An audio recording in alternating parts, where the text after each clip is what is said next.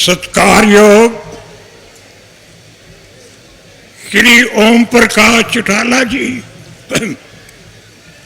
साबका मुख्यमंत्री हरियाणा,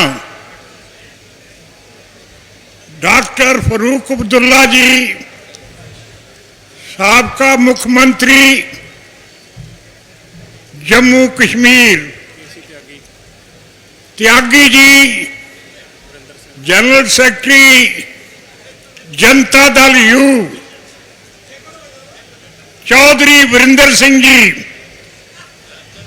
मेरे अजीज अभय चौटाला जी और हरियाणा के कोने कोने से आए चौधरी देवीलाल जी के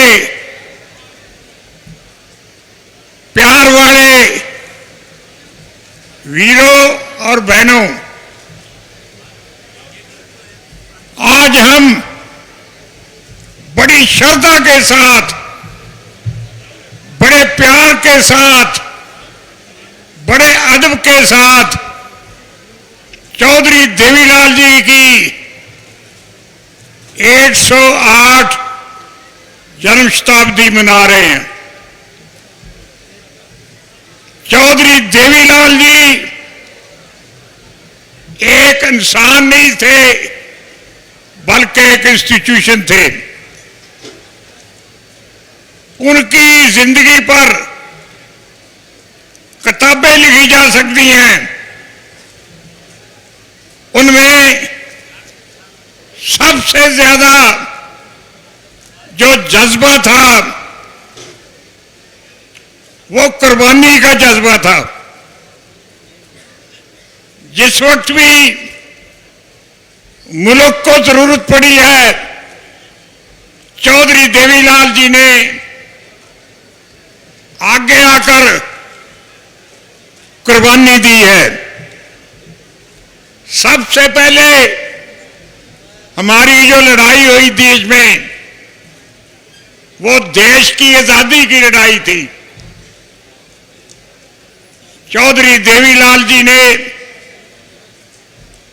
उसमें बहुत बड़ा योगदान डाला। लंबा समय जेलों में रहे, मुल्तान जैसी जेलों में रहे, और जब तक देश आजाद नहीं हो गया वो संघर्ष करते रहे देश की खातिर। दूसरी कुर्बानी उन्होंने ये की कि जब हमारे देश पर इमरजेंसी लगा दी थी इंदिरा गांधी ने, सब देश एक जेल खाना बना दिया था। आपके सारे हक हकूक खत्म कर दिए थे। ना कोई बोल सकता था, ना कोई लिख सकता था। उस मौका पर चौधरी देवीलाल जी ने 19 महीने जितना देर इमरजेंसी रही वो जेल में रहे। इसके बाद भी जब कभी देश को जरूरत पड़ी है तो चौधरी देवीलाल जी आगे बढ़कर उसमें योगदान डालते रहे हैं। चौधरी देवीलाल जी, उनका किसान, गांव, किसान के साथ कंधे से कंधा मिलाने वाले, देहातों में काम करने वाले कमेरे, इनके प्रति बहुत श्रद्धा थी।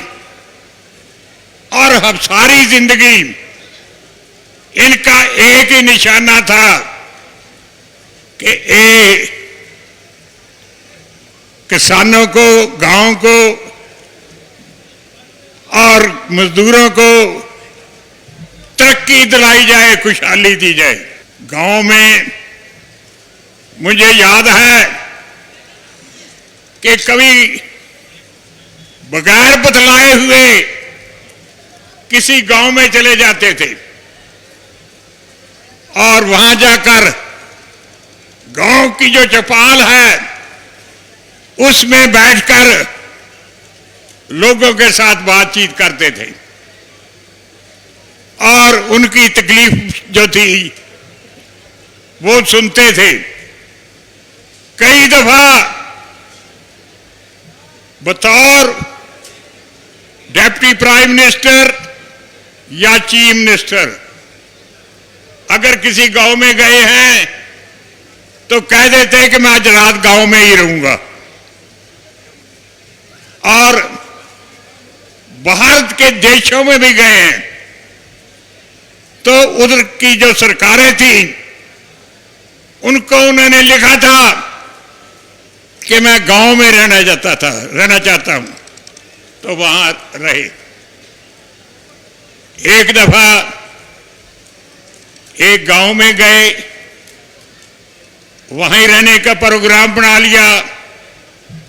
जब रात हो गई डीसी और एसपी कहने लगे चौधरी साहब हम सुबह आ जाएंगे, हमें छुट्टी दे दो। कहने लगे कि आप भी यहां रहें, जब तक आप गांव में नहीं रहेंगे तब तक यहां के लोगों की कोई तकलीफ ना आप समझ सकेंगे ना हल कर सकेंगे। तो उनको वहां रहने के लिए मजबूर जो किया उन्होंने।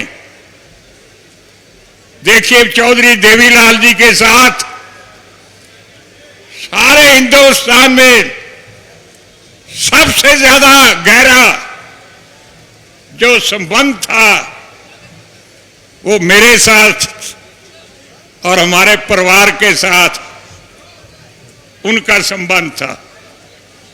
और हम इकट्ठे एक दिन हरियाणा में एक दिन पंजाब में काम करते रहे।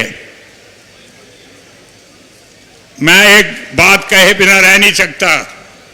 डॉक्टर फरूक अब्दुल्ला जी यहां बैठे हैं, मेरी अकेली लड़की है, उसकी शादी थी तो मैं तो जेल में था, कांग्रेस वाले मुझे जेल में ही रखते थे। तो जो रस्म थी वो शेख अब्दुल्ला जी, फरूक अब्दुल्ला जी मेरी जगह पर इन्होंने की। और ये भी कहा कि जब मेरी बहन की शादी थी तो मेरे पिताजी वो भी जेल में थे। ये पुराने जो लीडर हैं, ये पुराने घराने हैं, इनमें ये सिफ्त होती है ये काम करने की। देखिए मैंने उनका एक बहुत बुत हरियाणा और पंजाब के बॉर्डर पर बनाया है और उसकी नकाब पोशी की रस्म उस वक्त के प्राइम मिनिस्टर अटल बिहारी वाजपेयी जी ने की थी। और डॉक्टर फरूक अब्दुल्ला जी भी आए थे। मेरा ख्याल है कि 6-7 चीफ मिनिस्टर भी आए थे। इतनी बड़ी गैदरिंग थी कि मेरा ख्याल है जिंदगी में किसी ने नहीं देखी होगी। और प्यार के नाते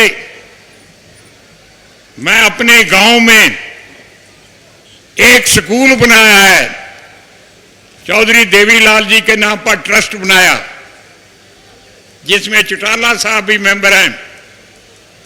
और वो गांव के गरीब लोगों के बच्चों को वहां मुफ्त तालीम देते हैं। देखो मैं आज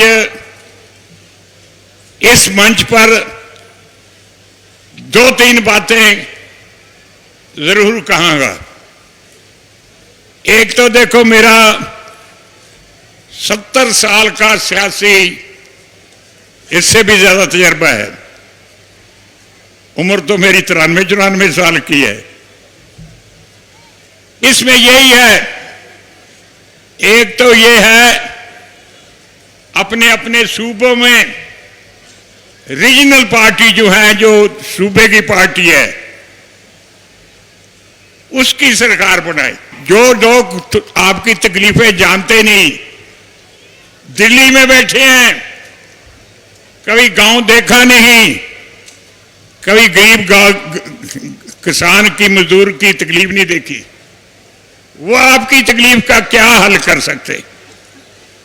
इस करके जब तक आप रीजनल पार्टी को शक्ति नहीं देंगे, उस वक्त तक आपका कुछ नहीं बनेगा।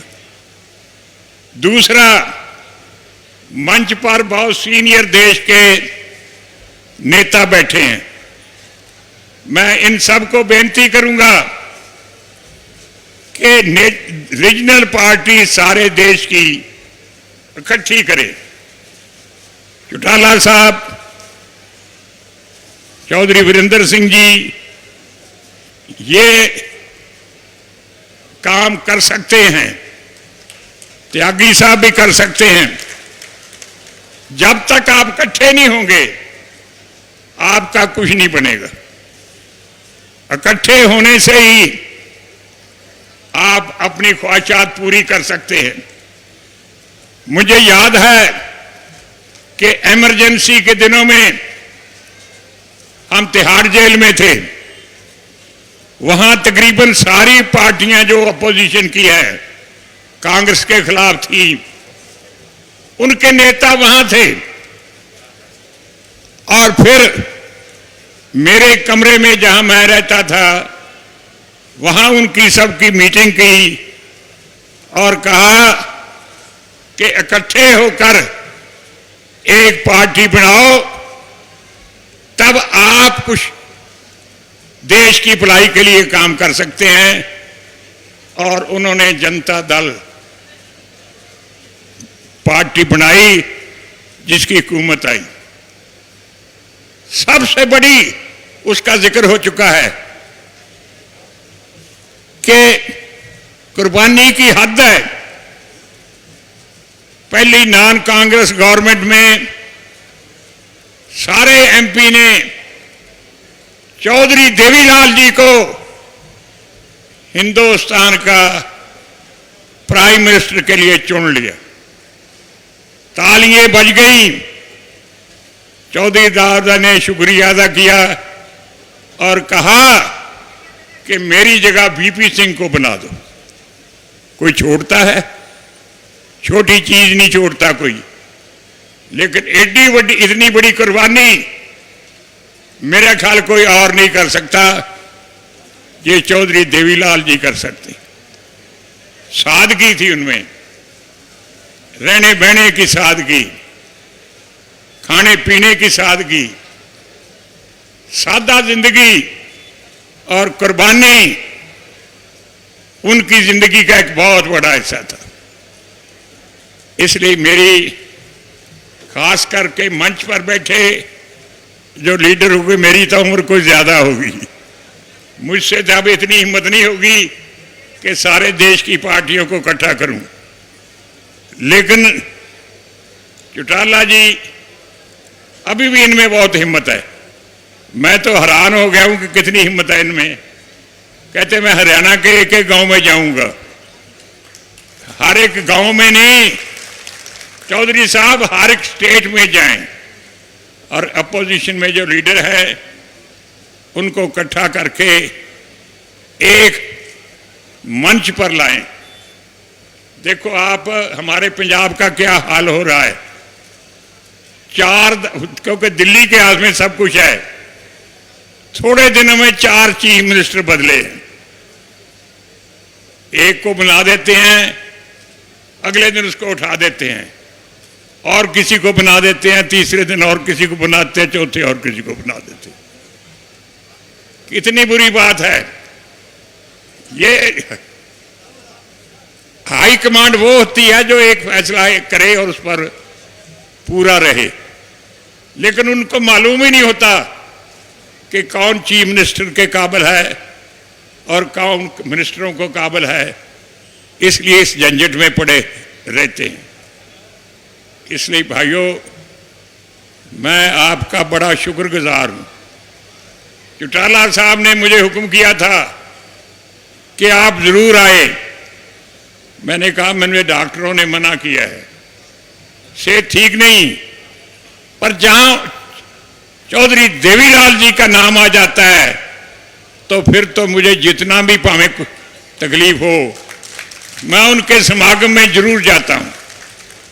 तो आज के दिन की सबको बधाई, चौटाला साहब को और उसके परिवार अबे चौटाला जी को सबको बधाई। और मैं आपको यही कहूँगा कि ये जो लोग आप आए हैं ये एक एक वर्कर बन जाएं और अगली जो गवर्नमेंट है वो उन लोगों की बने जिनको आपकी तकलीफ़ों का पता है, जो गांव में रहते हैं, गांव का, किसान का, मजदूर का, जिनको इल्म है। इसलिए मैं ज़्यादा देर खड़ा भी नहीं रह सकता, ज़्यादा बोल भी नहीं सकता। मेरी इतनी हाज़िरी लुआएं, मैं बहुत बहुत आपका शुक्रगुजार हूँ।